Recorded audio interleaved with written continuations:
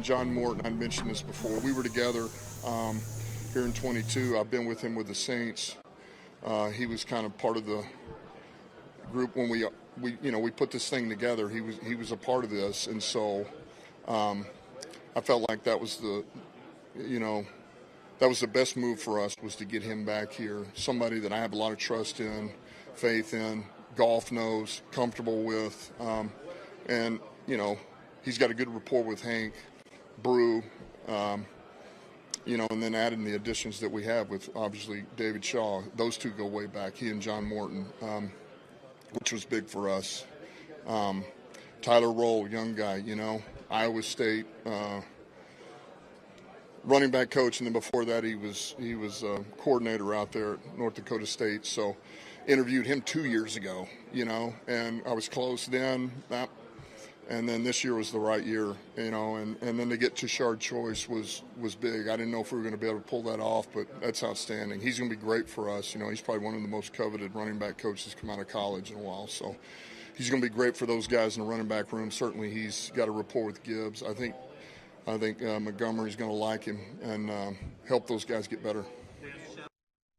Dan Campbell talking about the new assistant coaches, John Morton being kind of the main topic there, who said a lot of people call him J-Mo, but since they already have a J-Mo, he's going to let that go. They could call him like Johnny Mo or something like that. Just Morton. Yeah. Morton. J-Mo.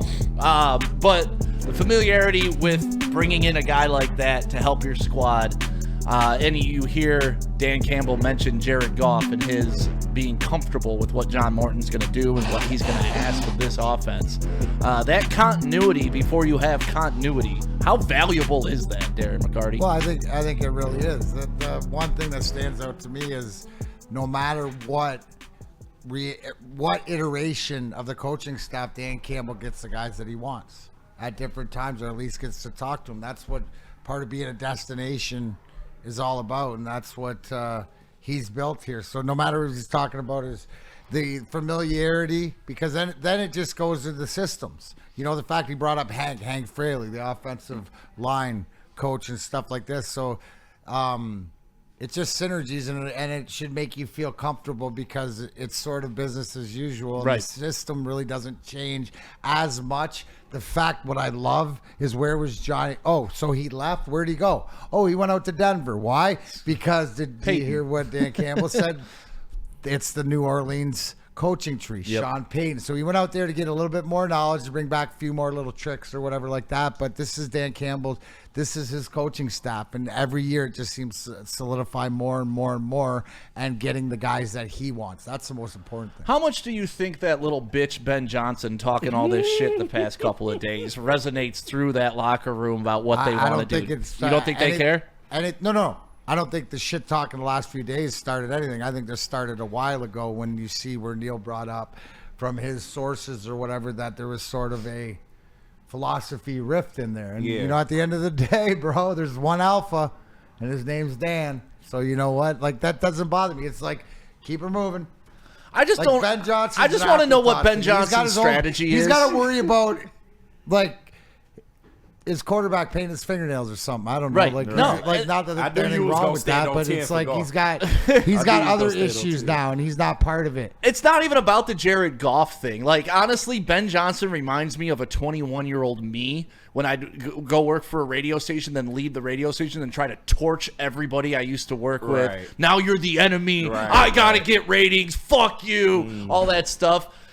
And it's an immature mentality. And I'll admit, I was immature at that time and doing those types of things. And, you learn through life. And I think what he's doing is he's first time out, right? Mm-hmm.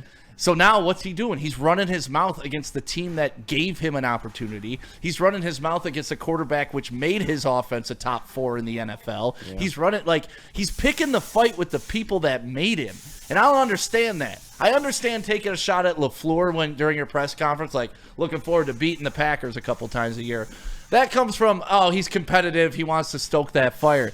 This just comes from, he's petty and he needs to be put in his fucking place. Yeah. Like, it's a little bit different now, the way he's approaching it. And I'm not, if there maybe is a psychological advantage that he's trying to gain, it may be very smart of him, but the way I'm looking at it is that he's just being an immature idiot who doesn't understand. You don't walk away from something that helped you build who you are and burn the bridge. Because look at John Morton. What if he would have left the Lions, toasted them? He wouldn't have been back right now. This was always the plan, though.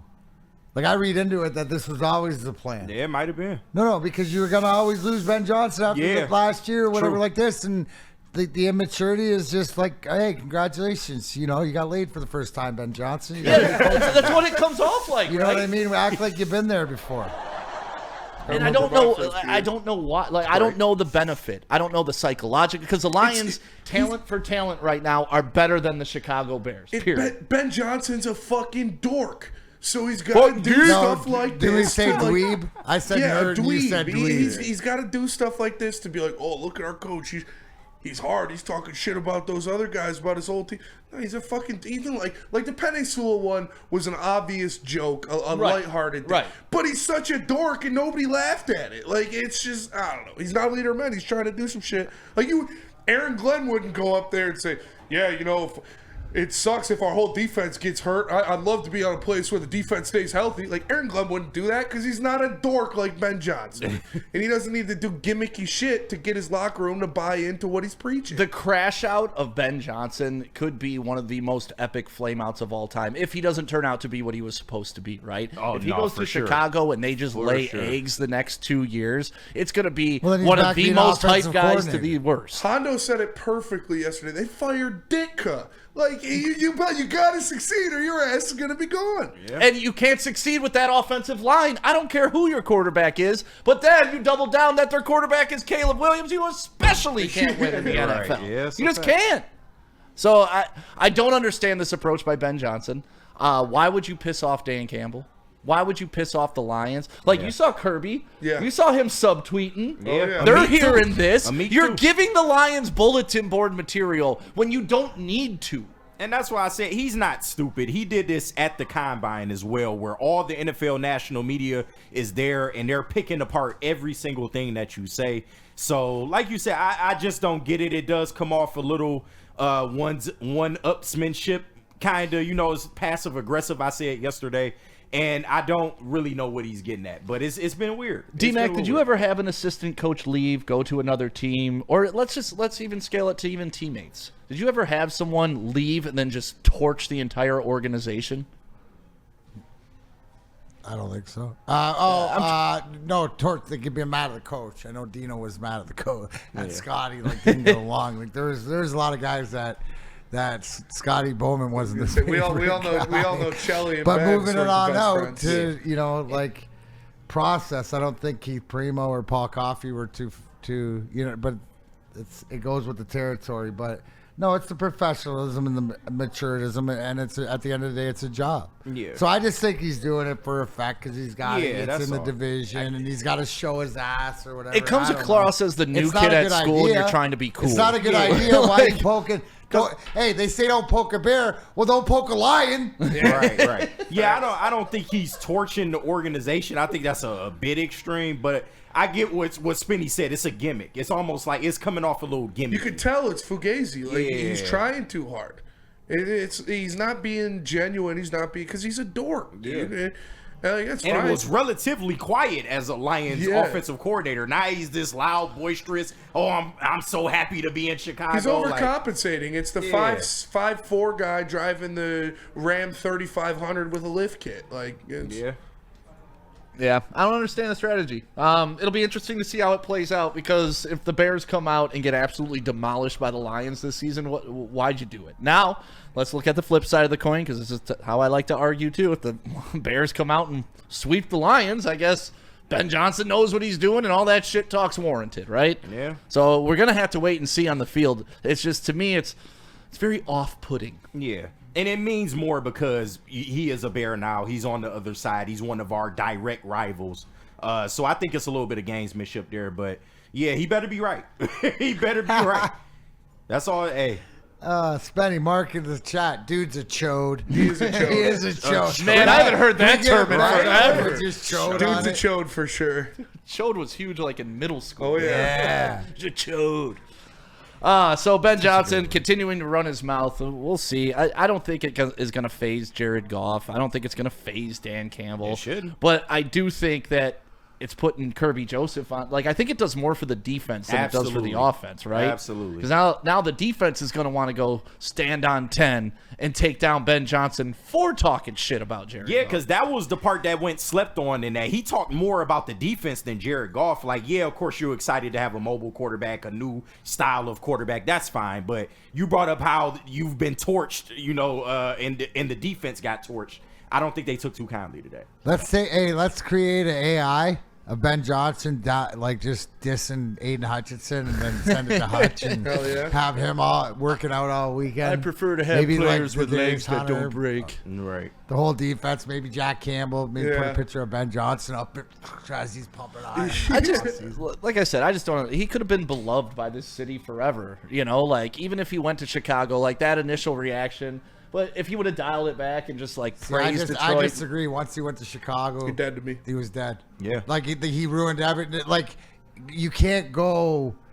Like even if you went passively because it's the North, right? So he's got to act that way. He's got to posture this because you're in the North. It's it's like Game of Thrones, bro. Yeah, you're in the North. The snow's here. Yeah, you got to dig down deep, baby. You better the hope your weather ain't gonna protect you. This ain't gonna land the dragon. You better hope your dragon got it. Doing a day after they got eliminated, fuck you, you little fucking chode. KG says it was just a 2-hour phone call, Sven. Yeah, and I don't even care about the next. What was he supposed to wait 2 weeks to go? I mean, It is what it is. No, that's why. Does this help formulate more of what a weasel this guy is? That maybe he was taking his eye off the prize when he was here. I still don't agree with that. I don't think he threw the game, but I do believe. I wouldn't say threw the game. Yeah. Ben Johnson, he fucking was down the road and everything else. He was not even thinking. And this way he reacted. He's deflecting all the attention. So you know what? He was already focusing on Caleb Williams, right? You're telling me when he's on the toilet, he's not sitting there drawing up Caleb Williams plays? No, I don't think that. He let us down. I'm telling you, that guy's such a weasel. What a show. You're a weasel!